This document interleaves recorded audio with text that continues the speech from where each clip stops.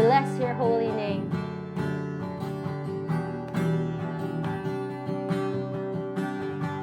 Blessed be your name, the land that is plentiful, where streams of abundance flow. Blessed be your name. Blessed be your name, when I'm found in the desert place, the walk through the wilderness. Blessed be your name. Amen. Every blessing you pour out, I'll turn back to praise. When the darkness closes in, Lord, still I will say, blessed be the name of the Lord. Blessed be your name. Blessed be the name of the Lord. Blessed be your glorious name. Blessed be your name, when the sun's shining down on me, when the world's all as it should be. Blessed be your name. Blessed be your name, on the road marked with suffering, though there's pain in the offering. Blessed be your name. Amen. Every blessing, 'cause every blessing you pour out, I'll turn back to praise. When the darkness closes in, Lord, still I will say, blessed be the name of the Lord. Blessed be your name. Blessed be the name of the Lord. Blessed be your glorious name. Blessed be the name of the Lord. Blessed be your name. Blessed be the name of the Lord. Blessed be your glorious name. Give and take away. Give and take away. My heart will choose to say, blessed be your name. Give and take away. Give and take away. My heart will choose to say, blessed be your name. You give and take away. You give and take away. My heart will choose to say, blessed be your name. Blessed be the name of the Lord. Blessed be your name. Blessed be the name of the Lord. Blessed be your glorious name. Blessed be the name of the Lord. Blessed be your name. Blessed be the name of the Lord. Blessed be your glorious name.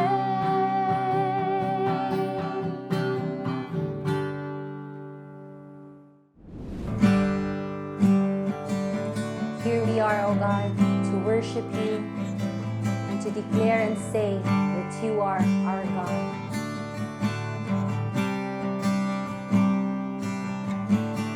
Light of the world, you step down into darkness. Open my eyes, let me see beauty that made this heart adore you.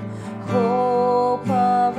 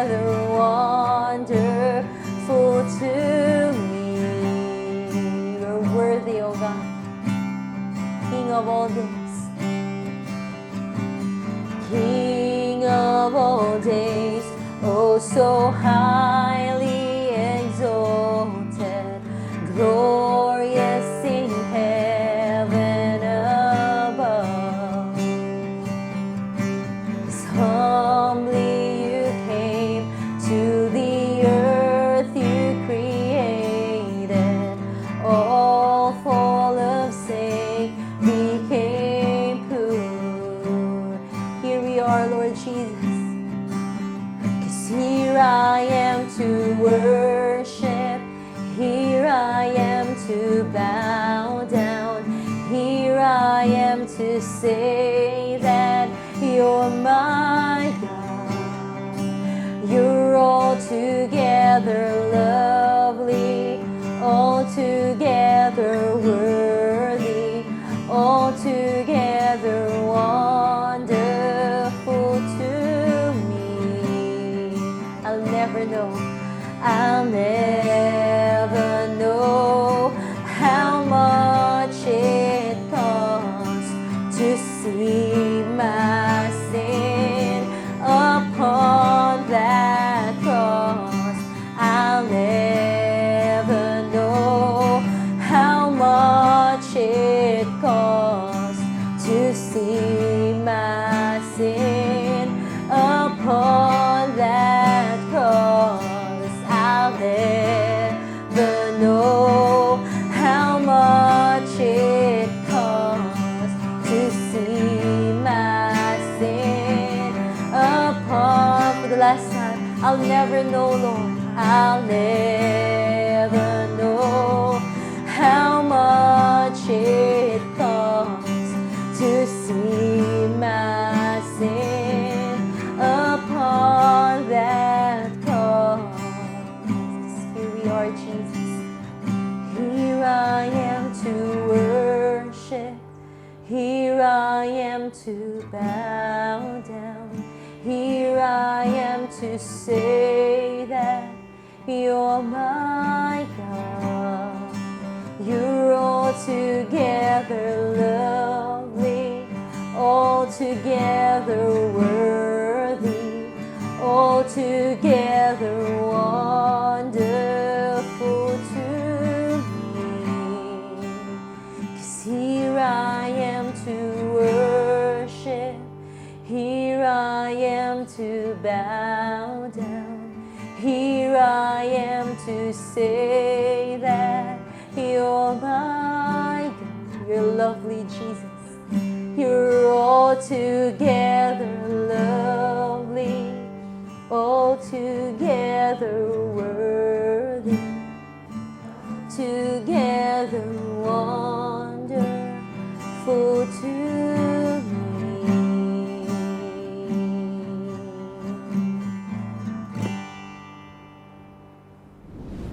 Shalom community, today is May 1, Labor Day, and for most of us, though we are saddened nga di ni siya weekday and yet it is a holiday, it is still a good time to reflect and talk about things relating to work.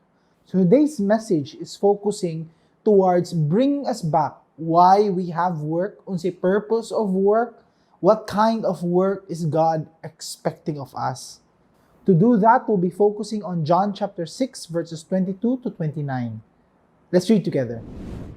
On the next day, the crowd that remained on the other side of the sea saw that there had been only one boat there, and that Jesus had not entered the boat with his disciples, but that his disciples had gone away alone. Other boats from Tiberias came near the place where they had eaten the bread after the Lord had given thanks. So when the crowd saw that Jesus was not there, nor his disciples, they themselves got into the boats and went to Capernaum, seeking Jesus. When they found him on the other side of the sea, they said to him, "Rabbi, when did you come here?" Jesus answered them, "Truly, truly, I say to you, you are seeking me, not because you saw signs, but because you ate your fill of the loaves.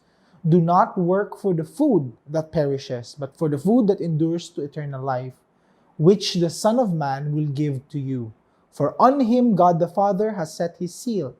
And they said to him, "What must we do to be doing the works of God?" Jesus answered them, "This is the work of God, that you believe in him whom he has sent." Let's all bow down heads, let's pray. Lord God, we'd like to thank you for giving us work. Whether that work means an actual activity that earns us money, or that may be a type of work where we produce God-fearing children, or a type of work where we serve other people, or whatever work that may be. We thank you, Lord, because we have been given responsibilities here on earth. And so I pray that you be with us as we discuss this work, and we'll be using your words and understanding what you mean para ma-apply namo sa among mga kinabuhi. We thank you in Jesus' name. Amen. For the past few weeks, we have focused much about creation and how the Lord has orchestrated, di kan sa una pa, what His plans are towards the earth and especially towards mankind. And part of that, ang first niya pag-establish is what work is. Ug unsa ka-important ng work when it comes to our lives. And so even in the very garden itself, naa dito daan ang mandate towards work. However, let's first define unsa ng work. When we discuss about this, when we discuss about labor, although the world only describes ang labor as private and public employees or people who pay tax, who work regularly, work in the Bible actually has more than that. Given responsibilities not only to the man but also a woman, lahi na type of responsibility, lahi na type of work. So let's include this para di ta malibog and see that actually tanan ani included. You are involved in work if naaki activities that earns you money. This is a given. This is the usual natong definition. Another is, it's also work. If you serve in the community, even if wala kay salary ginadawat, that's still working. That's still laboring. Doing ministry or serving in a church, maybe you are given an allowance only or you are given some sort of love gift. Still, you are doing work. It may be family rearing, building. It may be wala kay allowance while being a full-time parent or a full-time na nag-help sa balay, but still you're doing work. You are training and discipling others. That's still considered work. You're studying and learning and any other productive task. That is working. A responsibility niyo karon, you are doing something. In fact, it's so important that even in the New Testament, Paul dedicates some time, some verses, some parts of Scripture talking about people nga wala ga trabaho. In fact, he says in 2 Thessalonians, "For even when we were with you, we would give you this command." So, mao din ni siya ang rule inside the churches in New Testament church. If anyone is not willing to work, let him not eat.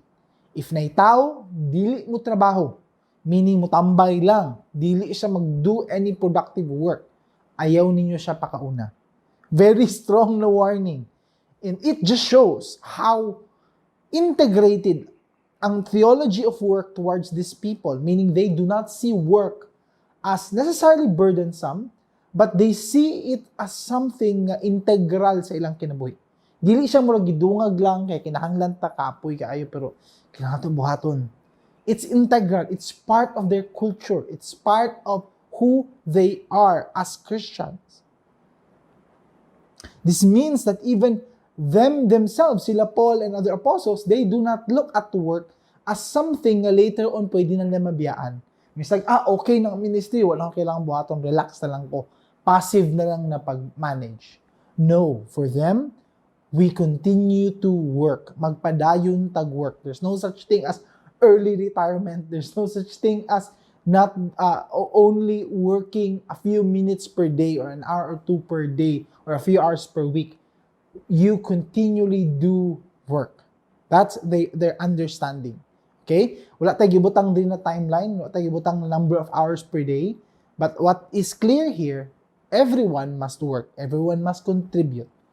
And so that was the design actually sa Ginoo at the very beginning. In Genesis 1, we discussed about this. He commanded them, "Be fruitful and multiply and fill the earth and subdue it. Have dominion over the fish of the sea, of the birds of the heaven, and over every living thing that moves on the earth." Ever since the very beginning, it was already God's design na appeal na of the identity and the responsibility of man. To start from the Garden of Eden, going out into subduing all the earth. This means that eventually they will branch out, eventually they will build cities, eventually they will invent, eventually they will produce and create many things. Even Isaiah reminds us that ang mga planting agricultural tips, it was impressed by the Holy Spirit towards the people. Even how they preserve the bread and bake the bread. Ang Ginoo is orchestrating all of these things. That's part of the image of God given to us, and at the same time, God's plan eventually. That part of that image of God allows us to have these talents and skills and creativity, building something, inventing something, doing something, sa pa anything, basta work-related. It's God's design that we all have work. Manang klaro diri. Ang difference lang is that in the garden, it was also His design that at the cool of the day, at the time where work ceases, and at the time na it's at the low point and relaxation part of the day, He would come and visit.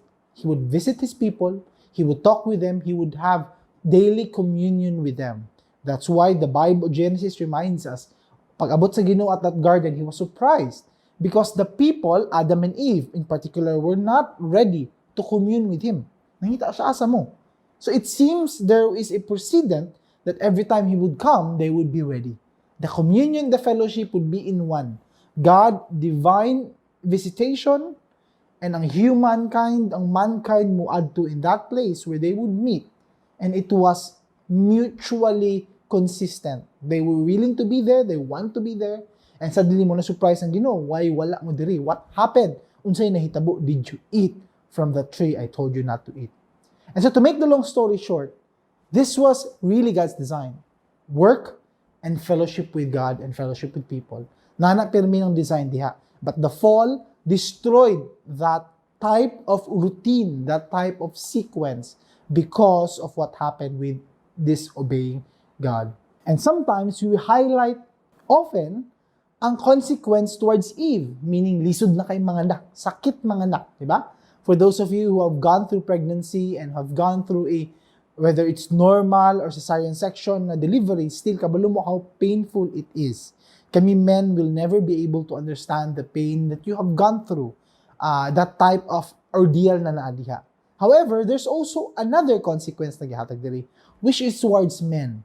Meaning, sigidog paningkamot ug tanom, build, and try to get something from the ground ang man, and yet it will not produce anything for him.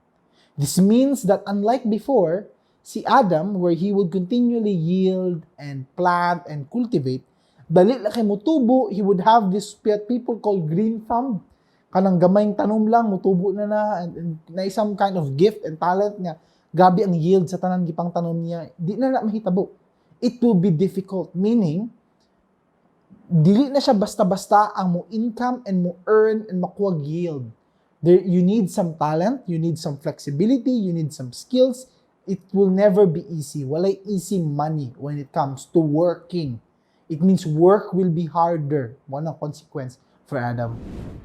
And so we go to the story of Jesus, and in this story of Jesus, natong gi-highlight the scripture verse karon.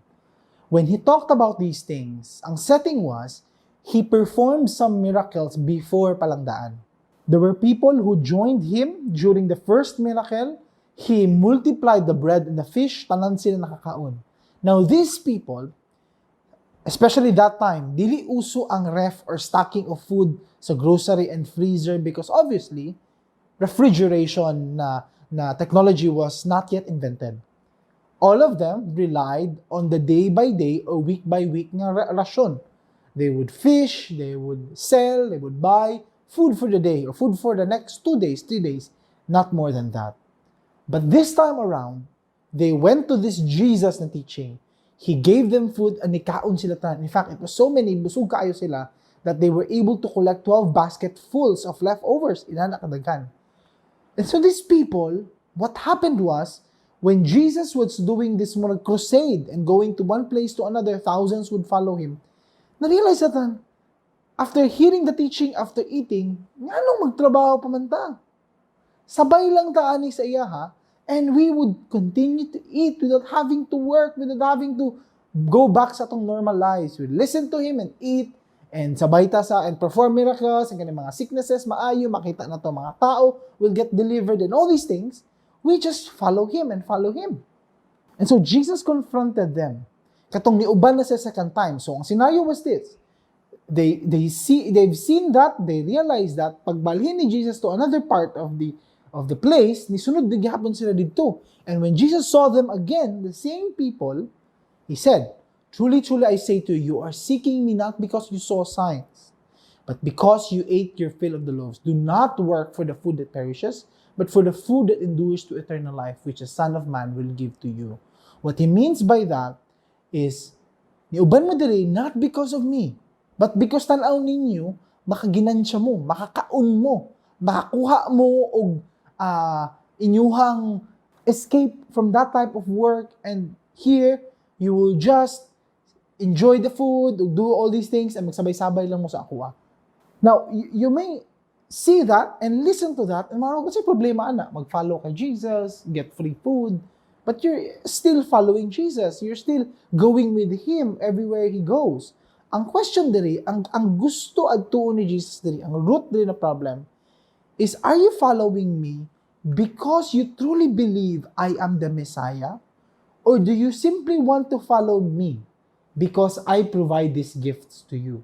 Because if you follow me, because I am the Savior, I am the Messiah, I will be the one to bring peace to mankind and save you from the consequence of sin, then masking dili ko mo pakaon sa inyo you will follow me.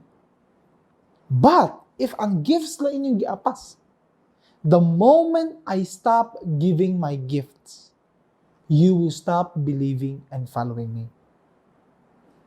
I don't know about you, but that sounds very familiar with me, having been a minister for several years, seeing people na pag makita nila, okay ang kahimtang nila, they follow, and then if they see financial loss, or they experience losses, or sicknesses, or negative things in their life, they run away from God.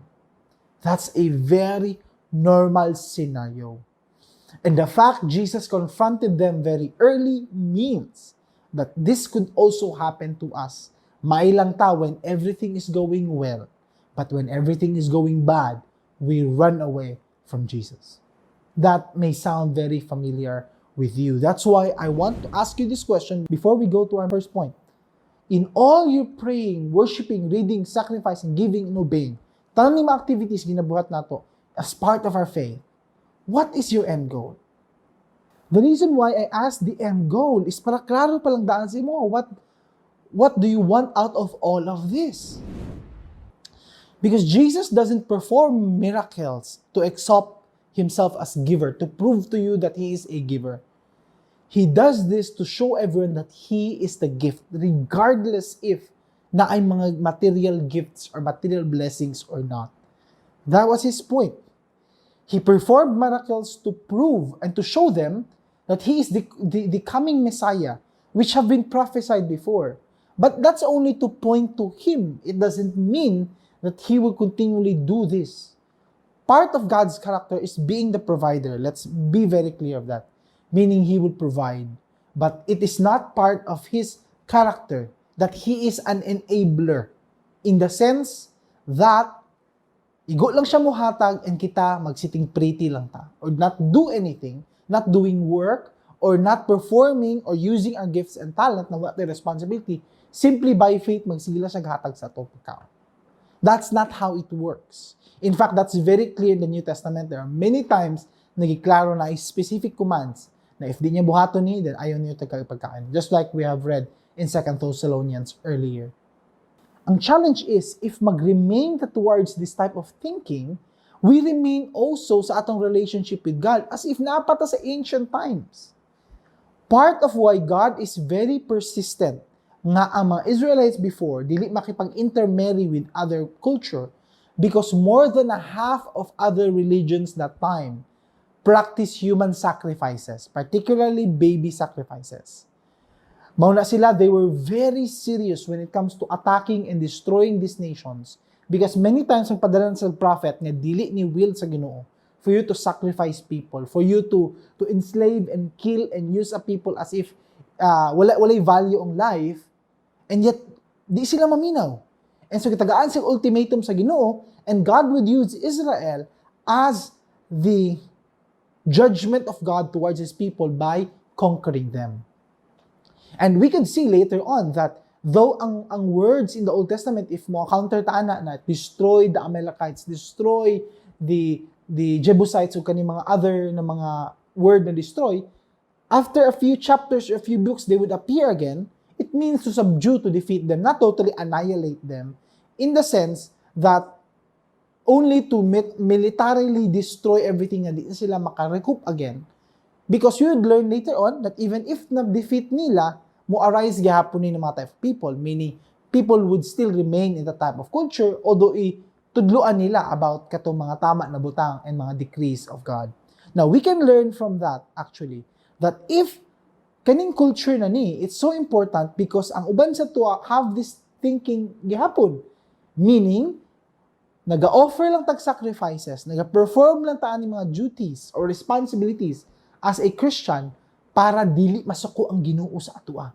Hala, buhaton ko ni para di ko magkasakit usab. Hala, buhaton ko ni para dili ko magkamalas-malas. Hala, buhaton ko ni kay magabaan jud sa Ginoo. Hala, buhaton ko ni inani-inani.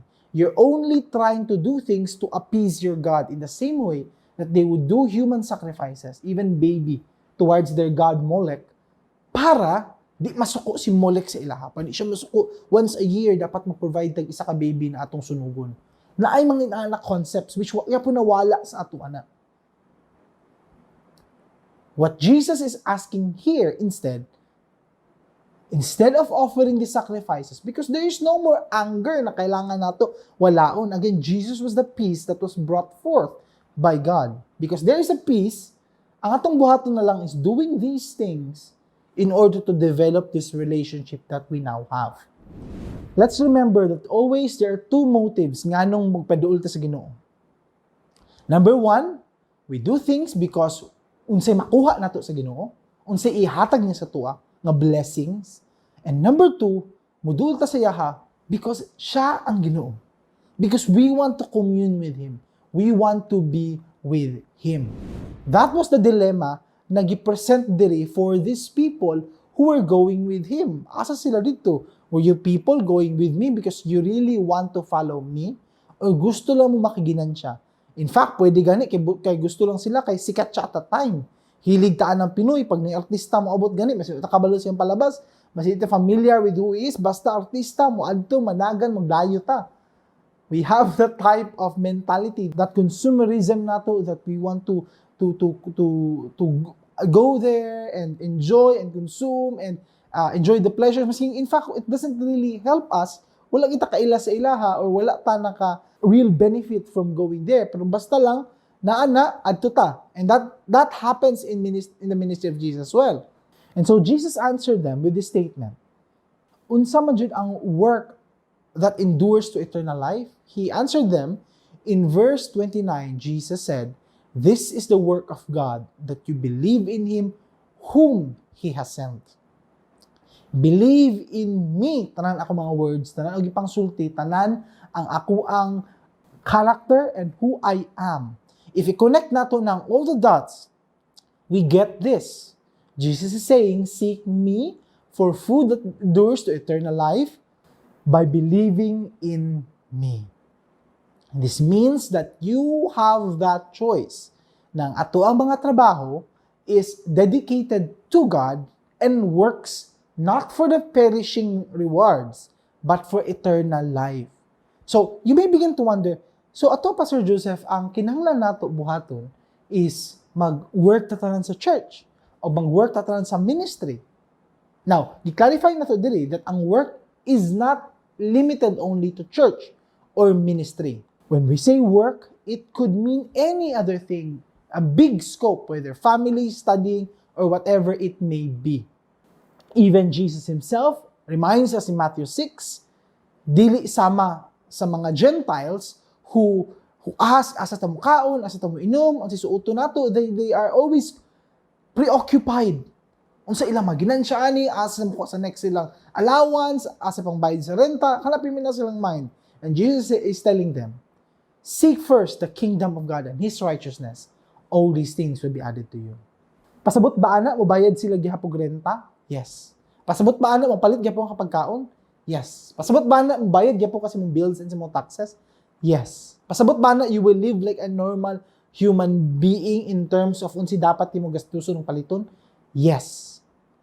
But it means a huge shift na naatay Ginoo, not because of what He can give us, but because of who He is. That means, the second point nato is do work that has internal implications. As we celebrate karong Labor Day, let's have a think. Unsaon ako pag-shift sa ako ang mga trabaho, sa akong studying, sa tanang ginabuhat, to be eternally minded, to have eternal implication. So what does that mean? Now nga, everything you do na naadri sa listahan na to, it's included to work, unsa na to pag-shift to internal implications ang ato ang trabaho so that our work will really produce things that has eternal implications. Now, are some examples. Ikaw na bahala mag-fill in the blanks how you can translate this exactly. But this is the idea. Instead that you're motivated to have more and money, instead, you find other ways to earn extra money para naaka-ikatabang sa uban, naaka-i-assist sa uban, naaka-i-give sa uban, or towards ministries or initiatives that really help other people. That's a shift in your motivation. Another, instead na mangita ka og higher pay always, unsay next trabaho, unsay pwede pa para mas dako og income. Instead, asa ka ang better platform for me that I can use my gifts and talents in the marketplace so that I can influence others towards spiritual things. So meaning, it could maybe less pay or equal pay, pero mas hago, pero mas naa kay impact towards the lives of other people. It may mean coming from a job nga atli wa kay gina-manage. Okay lang ang trabaho, okay lang ang sweldo. Na another offer here, same sweldo, mas hago ang trabaho because you will be managing and helping other people. Piliun to nimo because that's a platform, God willing, that if God wills na dito ka, you will have a better platform to share about Christ.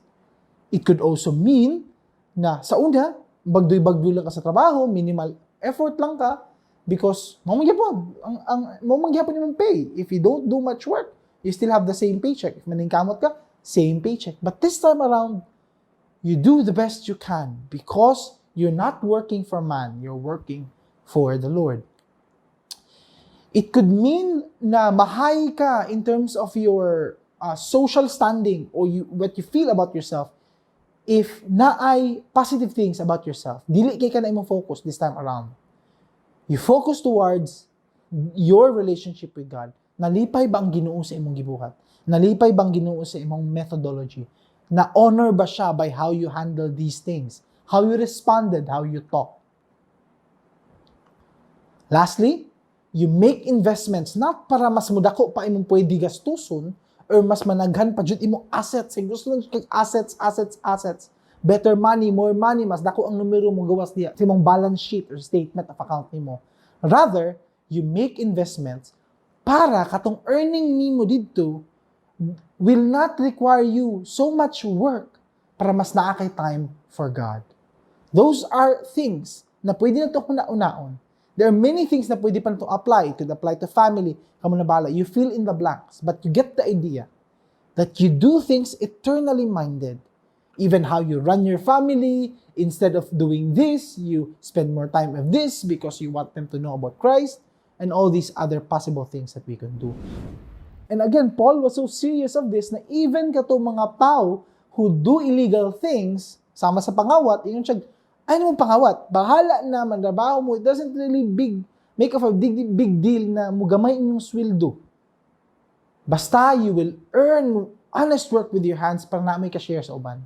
Wala giingon ni Paul diri na dapat minimum, below minimum, above minimum, 20K, 30K. Wala siya specific. Ang iyaha lang, do honest work. God will reward you to a point nga naapa ka ika-share sa uban. You don't have to steal. You don't have to do illegal things. So mangilad ka ubang tao. You have to do this honest work. And that's the amazing thing about what we can learn from people in the Bible, including Joseph. One of the things na what amazes me about his life is because he was a teenager when he was sold as a slave. And when he became a prime minister, it was at the age of 30. So for more than 10 years, he endured being a slave and a prisoner. And yet, during that time, he was innocent.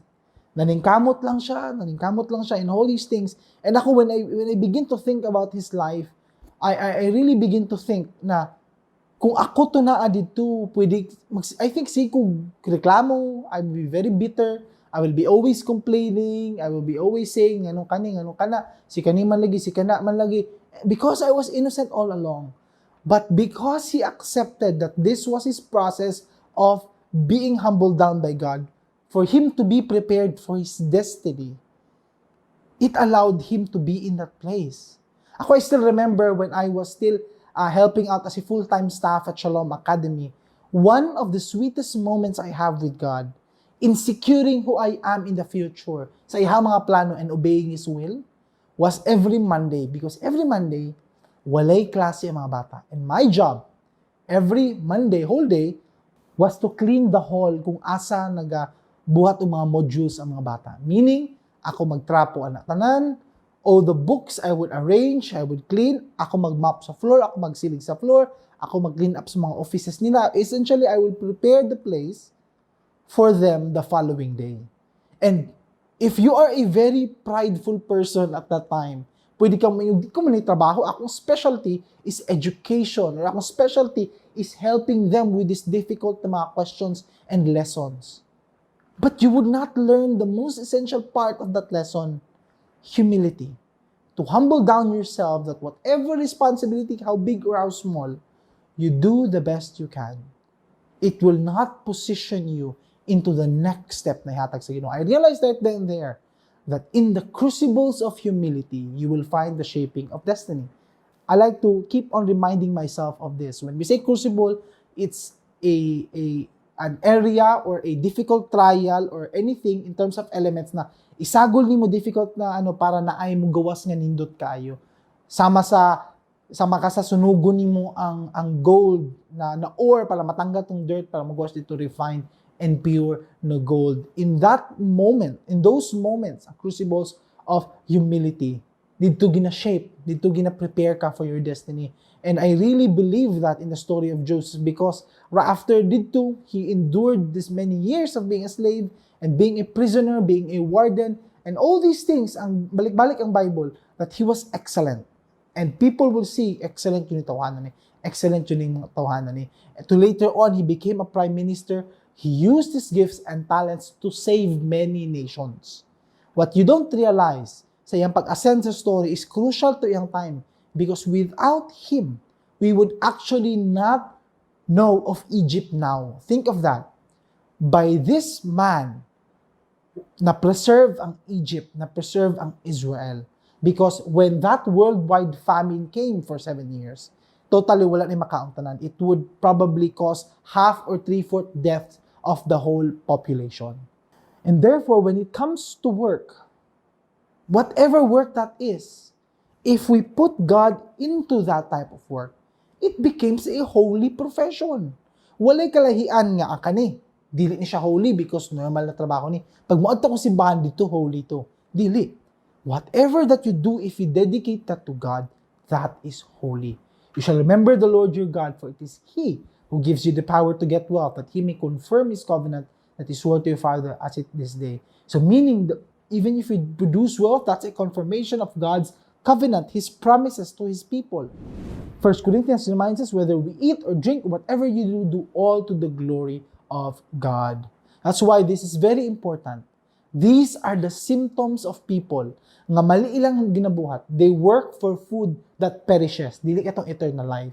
Mao ni mga symptoms based on what we have learned today.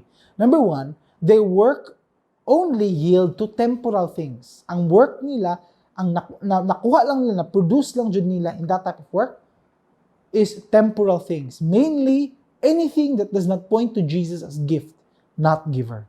Meaning, in your years of work, if you have not pointed anyone to God, if you have not helped anyone to think more spiritually, if you have not have any positive and spiritual impact in your workplace, you are working only for food that perishes. That's the sad reality. Some of us think na maningkamot ko para mo dako akong pay, maghatag lang ko sa simbahan. No, you are exalting yourself. In fact, nga, tanaw nimo unsa lay bare minimum ihatag nako para quits na mi sa Ginoo. You're not pointing people to Jesus, you're pointing people to yourself, na good giver ka. Dili ang Ginoo as the gift in our lives. When we work to a point na ginaneglect na nato ang family things and responsibilities and spiritual responsibilities, that's working for food that perishes. Because the more we work, work ko to provide for my family, to leave an inheritance. Ang problem gani is, pag uli pa dyan nato sa balay, napadyo ito me time, kailangan ako mag-distress, Kailangan na mag-relax si kapoy kay ang trabaho. So, it means sobrang na kayo ng trabaho that it's actually working. Kaya distressing nimo para ma-prepare for work, that's still work. That's still not doing your responsibilities because gapalayo ka from the balance na gihatag sa atua sa Ginoo. You're working for food that perishes. Even your leisure time, designed siya to prepare yourself para makasurvive ka again for work. Everything is work, wala dito ang Ginoo. And third and last, but not inclusive because we can have other symptoms here na di nato mention today, is that activities that promote and justify excessive expenditures towards self. This means na if atong trabaho, ang atong result sa trabaho, whatever it may be, ang gina-promote nato is para mudato ta or kuyaw kay atong mga balay, kuyaw kay atong mga sakyanan, kuyaw og mga dagko kay atong mga gastos, kuyaw kay mga vacation, kuyaw kaayo ang mga trips. You're working for food that perishes. C.S. Lewis has this great quote, and this will be the last quote we have for today because this impacts towards how we look at money and how we spend money. He says, I do not believe one can settle how much we ought to give. I am afraid the only safe rule is to give more than we can spare. In other words, if our expenditure on comforts, luxuries, amusement, etc. is up to the standard common among those with the same income as our own, we are probably giving away too little. If our charities do not at all pinch or hamper us, I should say they are too small.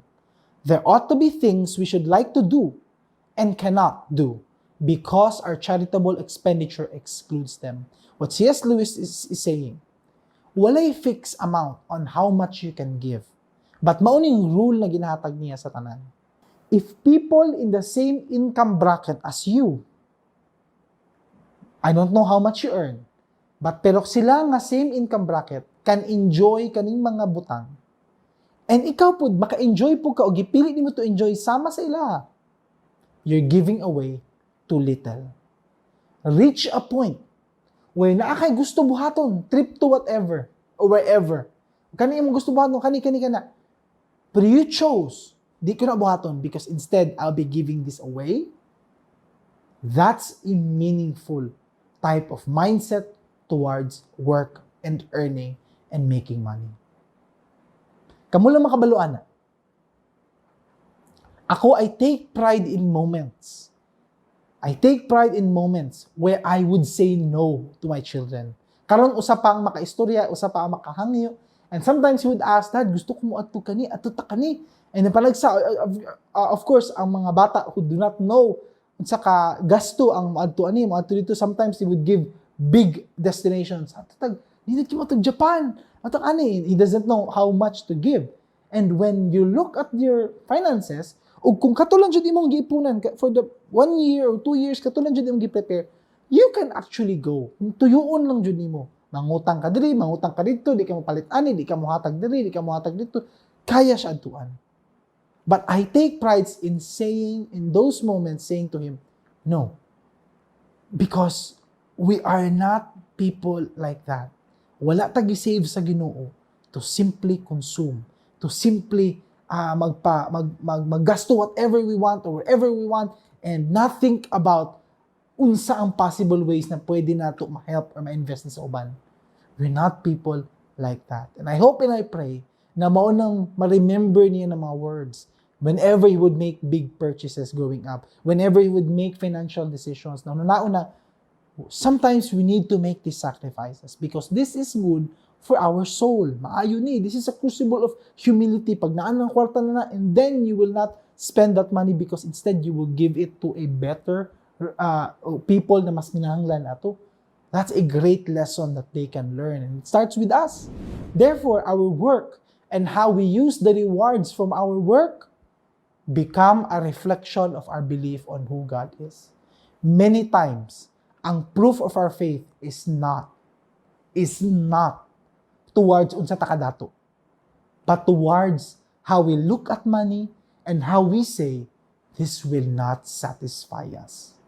Daghan na kaayo people, not only people, but many Christians who built these big buildings na ay mga dagko ay mga mansion, na ay mga kuyoke na mga butang, and people would follow and flock to these congregations and churches because they believe na mag-follow ko sa Ginoo, mao po ni makuha nako, mao po ni ma-earn nako, mao po ni kwarta nako. And instead, they will feel disappointed. They will be scammed. They will join into a type of prosperity thinking na ako diri para magdato ko diri, if I simply follow God kani. You will realize that you're working for food that perishes. That's why karon pa lang daan, if you want to build a godly legacy, tarungan na imong finances. Tarungan na imong how you spend your money and how your outlook is towards work. I hope and I pray that as we have this Labor Day, we remember these words, that we have always that option and we always choose to work for food that lasts for eternity. And join me as I pray for you and as I pray for everyone who is listening today. Let's pray. Lord God, thank you for this reminder. Thank you for helping us understand more about work. Thank you, Lord, gigubanan minimo, and you have given us this platform where we can have meaningful work and labor. I pray that you will help us become people like this, become people who will work for food that endures to eternal life. So Lord, we thank you for reminding us this. In Jesus' name, amen and amen.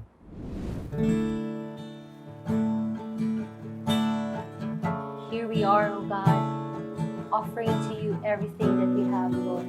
Like you spilled your blood, Lord, you spill our hearts as an offering to you, Jesus.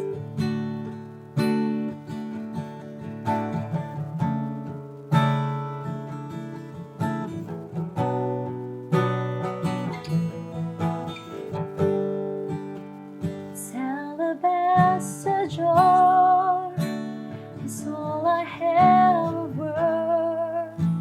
I break it at your feet, Lord. It's less than you deserve.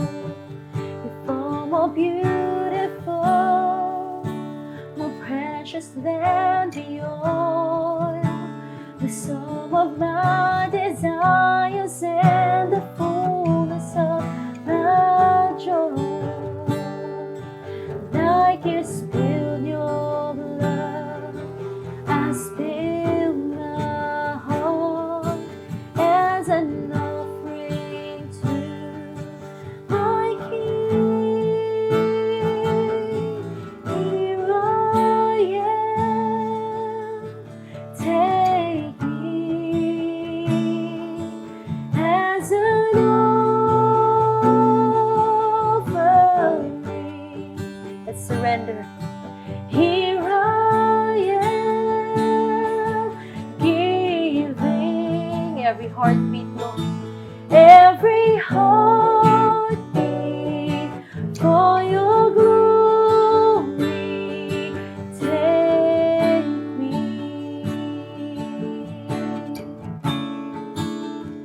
Yes, Jesus. This time that we have left, Lord, surrender to you. This time that I have left is all I have of worth. I lay it at your feet, Lord. It's less than you deserve. Amen. And though I've little strength, and though my days are few, you gave your life for me, so I could live a life for you. Come on, church. Like you spilled your blood, I spill my heart as an offering to my King. Here I am, take me as an offering. Receive our offering, Jesus. Here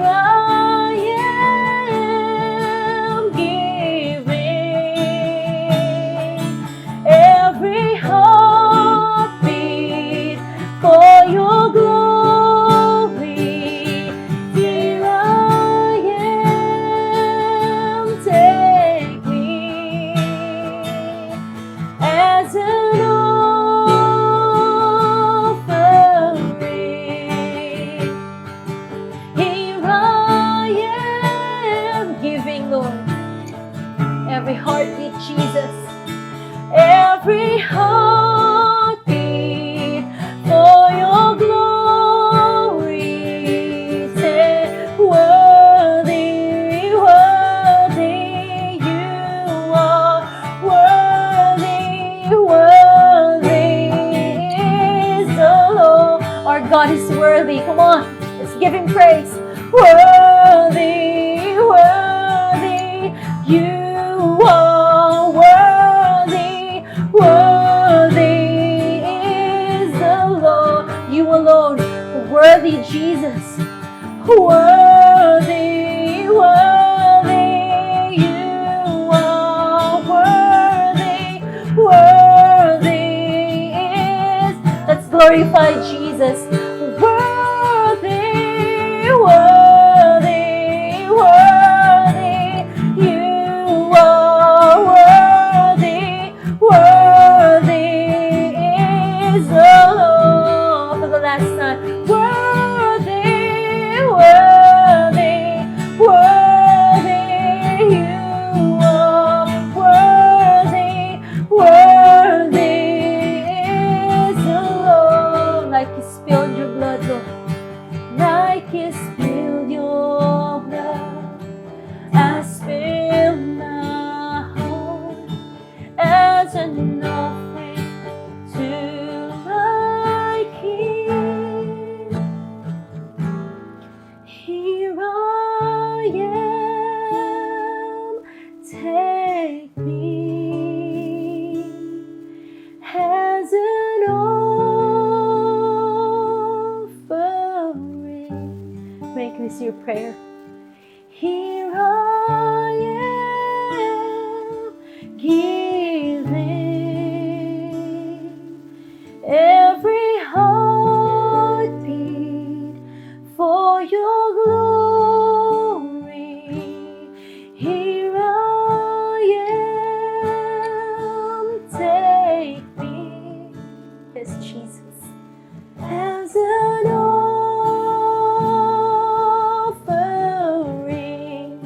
Take us, Jesus. Here I am, giving